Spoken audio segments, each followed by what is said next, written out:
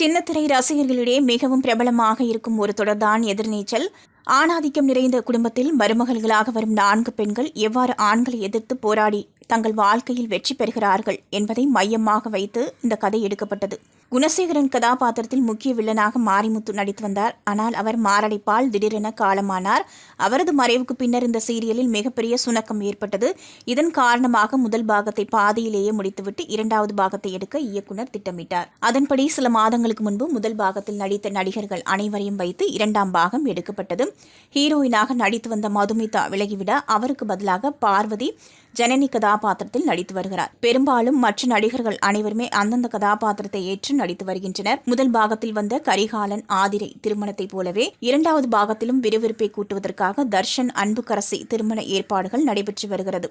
ஆனால் தர்ஷன் பார்கவியை விரும்புவதால் அவரை திருமணம் செய்து கொள்வதாக முடிவெடுத்திருக்கிறார். இப்படியாக கதைக்களம் நகர்ந்து கொண்டிருக்கும் நிலையில் தற்போது குணசேகரனுக்கும் ஈஸ்வரிக்கும் சண்டை மூச்சு குணசேகரன் ஈஸ்வரியின் கழுத்தை நெரித்து கீழே தள்ளிவிடுகிறார்.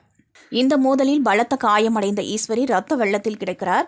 அவரை மருத்துவமனையில் அனுமதித்துள்ளனர். ஈஸ்வரியை பரிசோதித்த மருத்துவர்கள் அவருக்கு தலையில் பலத்த காயம் ஏற்பட்டுள்ளதாகவும் அவர் சுய நினைவை இழந்து கோமா நிலைக்கு சென்று விட்டதாகவும் கூறுகின்றனர்.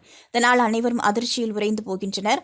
இந்த நிலையில் ஈஸ்வரி கதாபாத்திரத்தில் நடித்து வரும் நடிகை கனிகா சீரியலிலிருந்து வெளியேறியிருப்பதாக தகவல்கள் வெளியாகியிருக்கிறது. இந்த தகவலை கனிகா இன்னமும் உறுதி செய்யவில்லை. இருப்பினும் சின்னத்திரை வட்டாரங்களிலிருந்து கிடைத்துள்ள தகவலின்படி அவர் எதிர்நீச்சல் தொடரிலிருந்து வெளியேறியிருப்பது உறுதியாகியிருக்கிறது. ரசிகர்கள் இந்த அதிர்ச்சியிலிருந்து இன்னமும் மீண்டு வராத நிலையில் அடுத்த பேரதிர்ச்சியான செய்தி ஒன்று கிடைத்துள்ளது.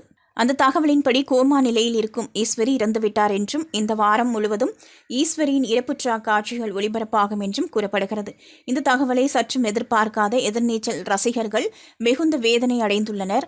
ஆணாதிக்கம் நிறைந்த ஆண்களை எதிர்த்து போராடும் பெண்களுக்கு மீண்டும் மீண்டும் தோல்வியே கிடைத்து வருவது ரசிகர்களுக்கு பெரும் ஏமாற்றத்தை அளித்துள்ளது. ஈஸ்வரி கதாபாத்திரம் இறப்பது போல காட்ட வேண்டாம் என்று ரசிகர்கள் கமெண்ட்டுகளில் வேண்டுகோள் விடுத்து வருகின்றனர்.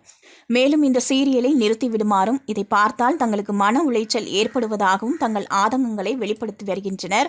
எதிர்நீச்சல் என்று பெயர் வைத்துக்கொண்டு பெண்கள் தோற்பது போலவே காட்டுவதாகவும் பெண்கள் வெறும் வாய் சவடால் மட்டுமே விட்டு கொண்டிருக்கிறார்கள் என்றும் எப்போதும் ஆதி குணசேகரன் மற்றும் வில்லன்களின் கையே ஓங்கியிருப்பது போல காட்டுவது மிகுந்த சோர்வை ஏற்படுத்துவதாகவும் ரசிகர்கள் வருத்தம் தெரிவித்து வருகின்றனர்.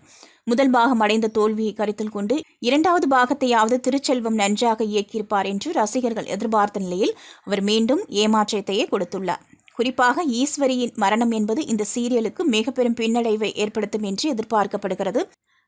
இந்த வாரம் என்ன நடக்கிறது என்பதை பொறுத்திருந்து பார்ப்போம்.